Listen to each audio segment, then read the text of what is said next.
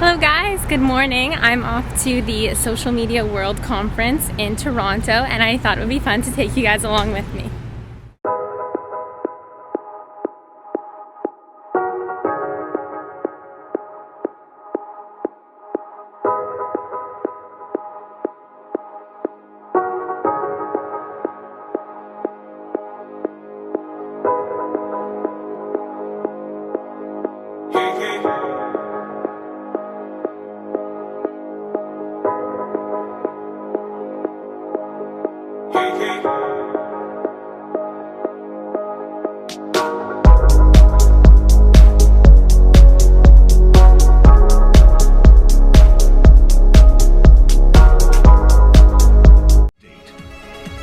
Everything else, such as the theme of the party, the dress code, and the location, was revealed to our consumers via hints sent through our Snapchat account. We benefited from the key feature of Snapchat, which is that the photos will disappear after a few seconds. The Snapchat communication was divided into 3 phases.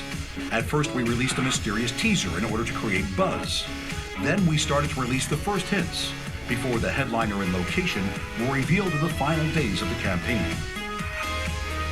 We attracted 1,100 consumers to the game on Snapchat, and these consumers sent us over 200 Snapchat replies. In the end, over 1,000 people attended the event. 200 tickets allocated for pre-sale were sold out 2 weeks prior to the event, and 500 people bought the tickets at the venue. And let me tell you, it was one hell of a party. The Undercover Games, brought to you by Jägermeister.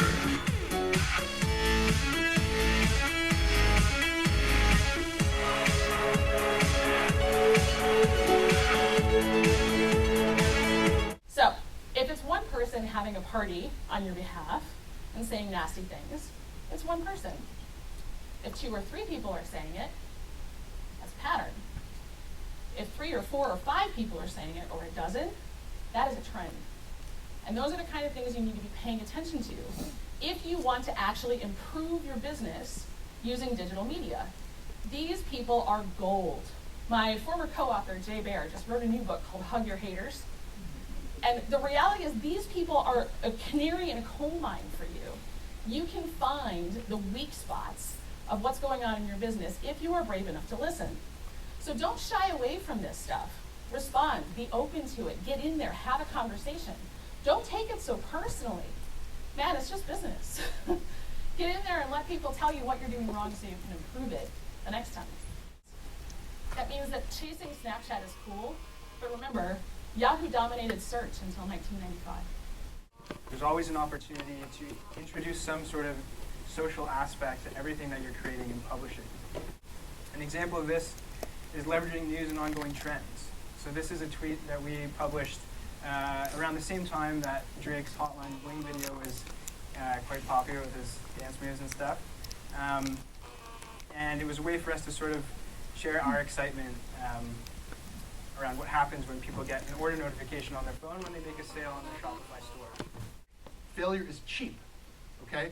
And like you can even break it down to the most basic level. If you're trying to learn how to drive a car, you don't want to just go and like press a bunch of buttons and step on the gas and just see what works, because failure is very expensive and very dangerous if that's how you learn how to drive a car. But if you're trying to learn how to like code or use a piece of software, like it's okay if you just mash all the buttons and see what happens. It's okay if Mario dies, there's another Mario, he's coming back, right?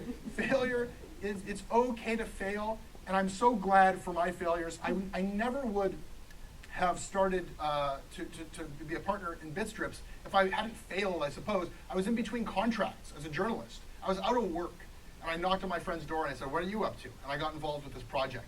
That was one of the greatest things that ever happened to me, because I was in between these projects, because by some traditional standard of success, of having a 9-to-5 job and working your way up the chart, I had failed. And then when I was working with Bitstrips failed like at 5 different things that we tried to do. We knew that we had this wonderful thing that people love to make cartoons themselves, but we didn't know how to make money off of it, which is a very common problem with digital companies. Would it be advertising? For a while we played around with like letting people print mugs and t-shirts of their cartoons. Didn't really work.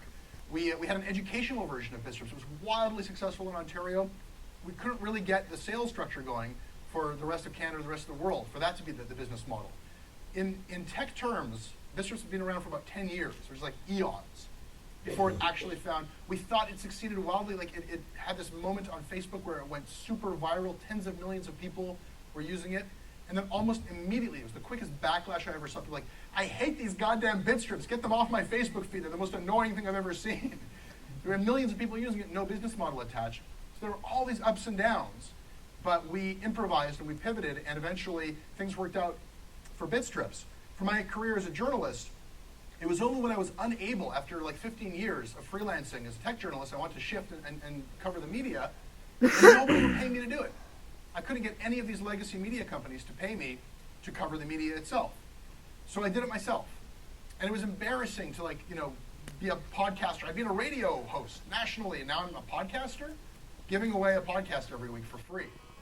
Well, it was the best thing I ever did, because I built an audience, and then they crowdfunded the show. I was terrified of failure when I launched the crowdfunding, that it would be one of these shows that has you ask for $5,000 and you get 18 bucks, and it's the guy's uncle or something. But taking that chance really worked out well. And of course, I'm highlighting the successes, but there were other failures I had that did not work out so well, but they were all necessary, and they kept my life interesting, even when things didn't work out, and they led me to things that I'm really proud of and that did work out. And I have no idea if these things are going to continue to work. We are in such uncertain times right now. Will podcasting still be a thing 5 years from now? Some people think it's a bubble. Will crowdfunding still be a thing? I have no idea. But in this time of disruption, if you like, in this time of chaos, we all work. We all wake up in the morning and try something, and things shift, and then we try again.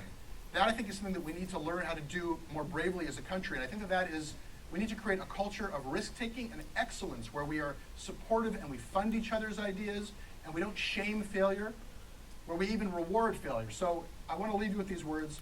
I hope you all fail miserably, and I hope it leads you to some magnificent successes. And I thank you very much for your time today. Thank you for having me.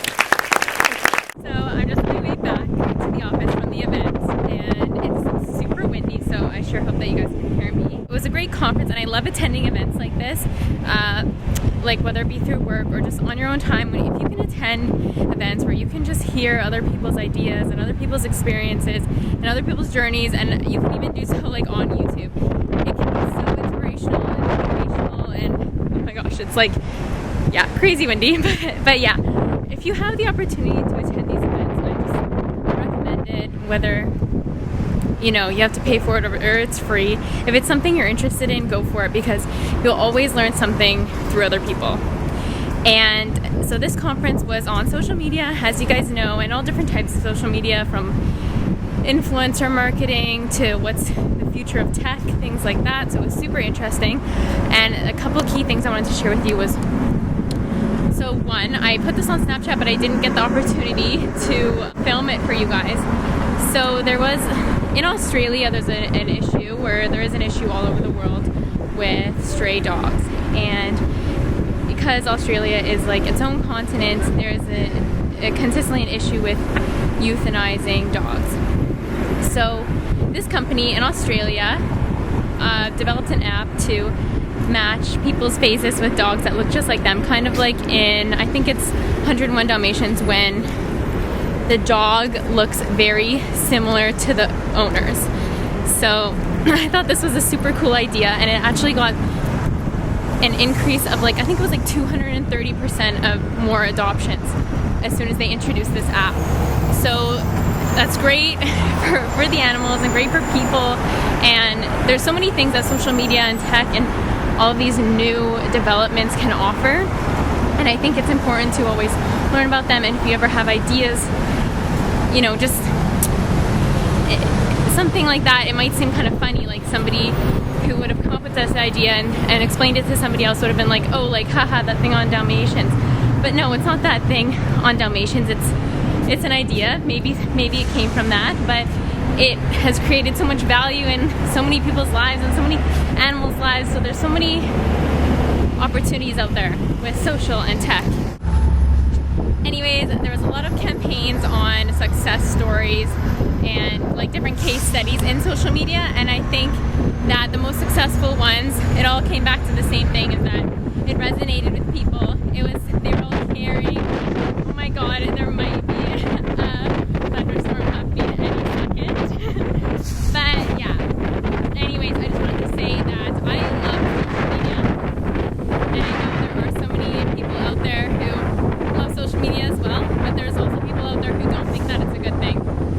But I think you kind of have to think of the bigger picture and what social media can offer you.